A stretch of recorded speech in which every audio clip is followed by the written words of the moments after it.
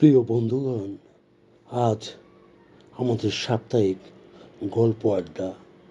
আর এই ঘটনাবহুল গল্প আড্ডায় আপনাকে আমন্ত্রণ। তাহলে শুনুন আজকের গল্প, শাকচুন্নির বৌমা। সন্ধ্যার ঠিক আগ মুহূর্তে নদীর ঘাটের ধারে একটা অদ্ভুত আলো দেখা যায়, লালচে ধোয়ার মতো, আবার বাতাসে মিলিয়ে যায়।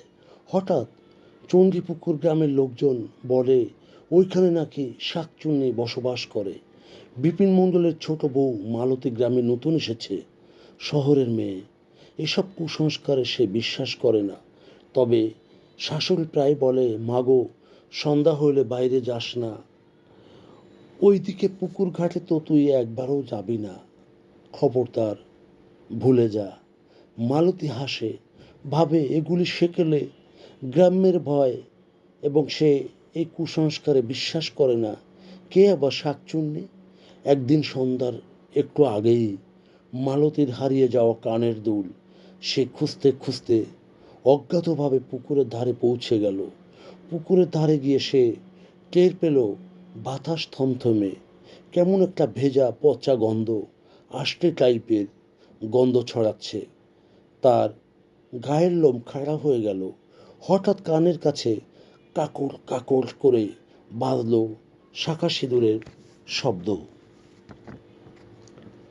পেছনে তাকিয়ে সে দেখল একটা লাল পাড়ওয়ালা সাদা শাড়ি পরা, ঘোমটা টানা বউ। কিন্তু চোখ দেখা যাচ্ছে না, চোখ তো নয়, যেন কালো গর্ত।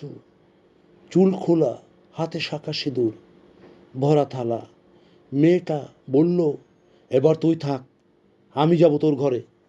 মালতী চিৎকার করার আগেই সেই মেয়েটা মালতীর কপালে সিঁদুর টেনে দিয়ে অদৃশ্য হয়ে গেল। সে রাতেই মালতী আর ঘরে ফেরেনি। খোঁজখবর করল, কোথাও তাকে পাওয়া যায়নি।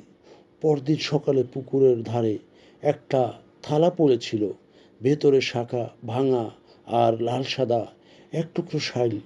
তবে সে রাতেই বিপিন মণ্ডলের বাড়িতে আশ্চর্য ঘটনা ঘটল।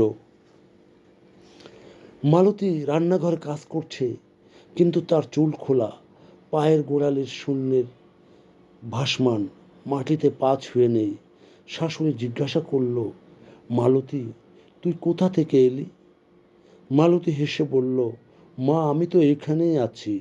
এখন থেকে চিরকাল তোমাদের কাছে থাকবো, আর কোথাও যাব না, তোমাদের চোখের আড়াল হব না।